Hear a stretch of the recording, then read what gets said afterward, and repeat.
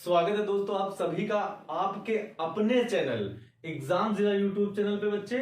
और आज बता दें, हकीकत में आज एक कहते हैं ना अंतर आत्मा की खुशी मिल रही है कि अभी तक क्या था कि अपना कोई सेटअप नहीं था जिससे हम बच्चों से ऑनलाइन जुड़ पाए, है ना। जैसे कि कई बार सोचा, लेकिन कुछ परिस्थितियां नहीं अनुकूल थी, नहीं हो पा रहा था।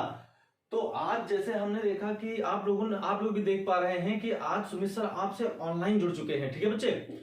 तो अब ये संघर्ष लगातार जारी रहेगा। अब यह संघर्ष लगातार जारी रहेगा बच्चों। तो अब आपको करना क्या है, अभी तक जैसे दूसरे चैनल के माध्यम से हम आपसे जुड़ते थे, लेकिन अब आपके अपने चैनल एग्जाम जिला के माध्यम से हम जुड़ेंगे आपसे और लेकर आएंगे बढ़िया बढ़िया तरीके मैथ्स या रीजनिंग के बेटे। तो आप बिल्कुल भी देरी न करिएगा चैनल को सब्सक्राइब करने में, क्योंकि ये किसका चैनल है? सुमित सर का चैनल है बेटा। जैसे आप लोगों को बस एक छोटी सी सुबह सुबह की गुड मॉर्निंग के साथ में बेटा एक बस आपको एक मोटिवेशनल चीज बताएंगे। तू रख बेटा भरोसा अपने इरादों पर। तू रख भरोसा अपने इरादों पर। तेरी हार तेरे हौसलों से बड़ी तो नहीं। और इसी एनर्जी के साथ बेटा शुरू करते हैं आज की क्लास। और आज की क्लास में हम आपको पढ़ाएंगे कि पेपर में सुपर टेट के एग्जाम में या टेट के एग्जाम में बेटा आता है गुणनखंड या भाजक। कई बच्चे बेटा पढ़ भी चुके होंगे, लेकिन चलो कोई बात नहीं, 15 मिनट की क्लास है बेटा, रिवीजन के तौर पे कर लेंगे, है ना। और जो नए बच्चे जुड़ेंगे हमसे वो भी इन सारी चीजों को सीख पाएंगे। तो चलो स्टार्ट किया जाए बेटा। चलिए, आज का पहला क्लास बिल्कुल धुआंधार। हमने कहा बेटा गुणनखंड और भाजक, यहाँ पे दो वर्ड है, सुनिएगा। एक तो गुणनखंड है, दूसरा भाजक है। हम आपसे कहेंगे कि जो गुणनखंड होता है उसे ही बेटा क्या बोला जाता है? भाजक बोला जाता है। जो गुणनखंड होता है उसे ही बेटा क्या बोला जाता है? भाजक बोला जाता है, उसे ही भाजक बोलते हैं। अगर पेपर में भाजक पूछे बेटा, देख लो कहीं पे क्वेश्चन में हमने भाजक लिखा है तो कहीं पे लिखा है गुणनखंड। तो भाजक या गुणनखंड में आपको बिल्कुल भी कंफ्यूज नहीं होना है, वही बात है दोनों, है ना, एक जैसी बातें हैं दोनों। आपको एक बात समझाने के लिए अगर हम कहें आपको करना क्या है बेटे, तुरंत के तुरंत कि कैसे क्वेश्चन का आंसर देना है। जब भी कभी पेपर में क्वेश्चन आ जाए तो सबसे पहले आप प्राइम फैक्टर करेंगे बेटा। क्या करेंगे? Prime factor. प्राइम फैक्टर का मतलब ऐसे फैक्टर जिनको हम फिर तोड़ ना सकें बेटा, जैसे सबसे छोटे वाले 2 से 3 से 5 से 7 से, है ना, ऐसे। तो अब एक बात समझना, अगर हम आपसे कहें कि जो ये क्वेश्चन आया है बेटा एग्जाम में, ये वाला क्वेश्चन एग्जाम में आ चुका है, कह रहा है कि 100 के समभाजकों की संख्या बताओ। 100 के समभाजकों की संख्या बताओ। तो सबसे पहले देखो आपको करना क्या है। सबसे पहले बेटे आपको करना क्या है, सुनिएगा ध्यान से। आपको 100 को लिखना है और 100 को लिख के इसके प्राइम फैक्टर करने हैं बच्चे। कैसे फैक्टर करने हैं? Prime factor. इसको 2 से काटेंगे तो कितना आएगा? 50 आएगा। 2 से काटा 50 आया।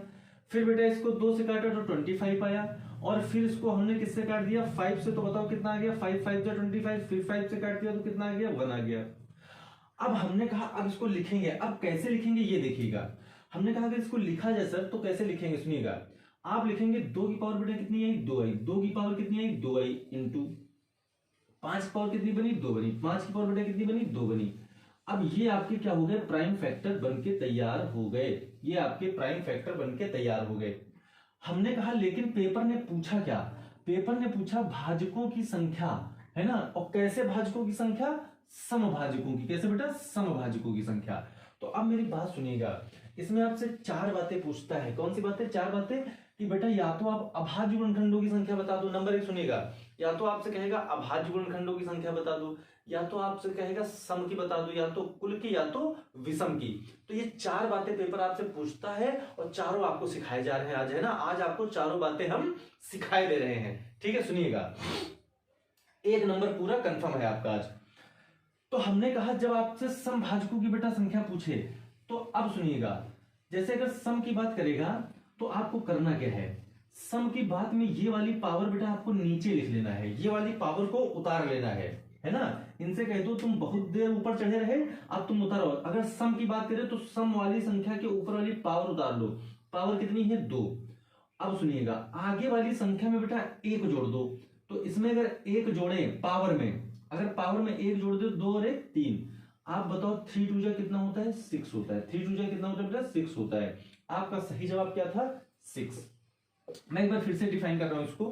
आपको करना क्या है बेटा, सम के केस में देख लो क्या करना है। सम के केस में करना क्या है कि जो इवेंट में पावर लगी हो, जो भी पावर लगी हो उसको नीचे लिख लेना, 1 हो 2 हो 3 हो 4 हो जो भी हो उसको ऊपर लिख लेना, और उसके बाद में जो आगे जितना जो कुछ बच जाए, इसके आगे और कोई संख्या होती तो उसकी भी पावर में 1 जोड़ के लिख देते।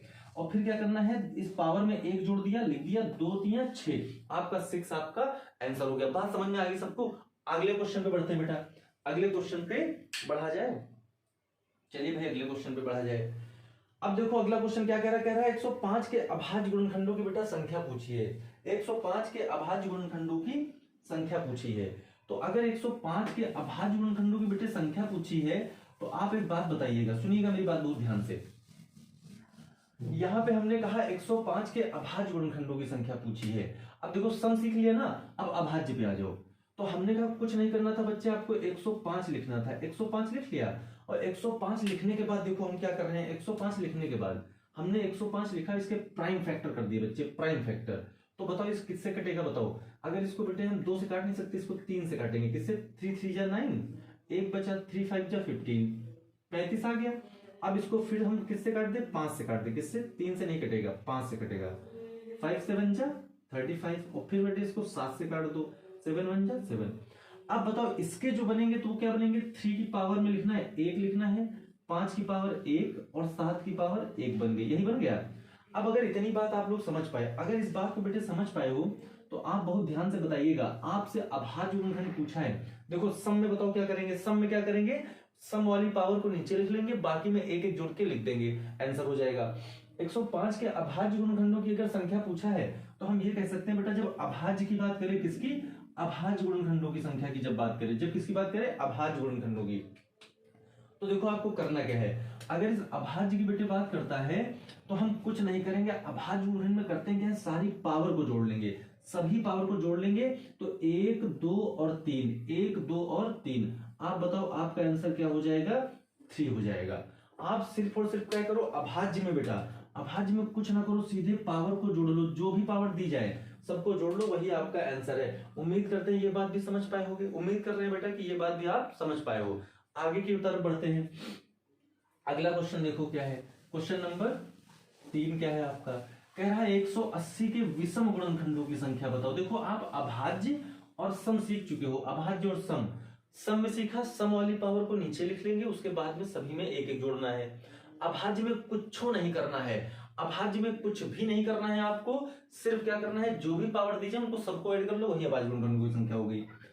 आगे बेटा कह रहा है 180, तो आप सबसे पहले क्या करेंगे, 180 के प्राइम फैक्टर करेंगे। प्राइम फैक्टर करेंगे तो बताओ ये कितना आएगा, 90 आ जाएगा। और ये कितना आएगा बेटा, यहाँ पे फिर 2 से काटो तो 45 आ जाएगा, और फिर से किससे काट दो, 3 से, तो कितना आ जाएगा, 15 3 45, और फिर इसको 3 से काट दो, है ना, अभी 3 से कट जाएगा, तो 3 5 जा 15, और फिर 5 से काट दो तो 1 आ जाएगा।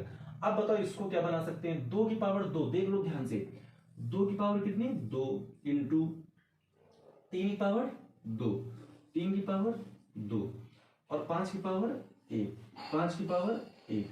अब सुनिएगा ध्यान से, बहुत ध्यान सुनिएगा बेटा।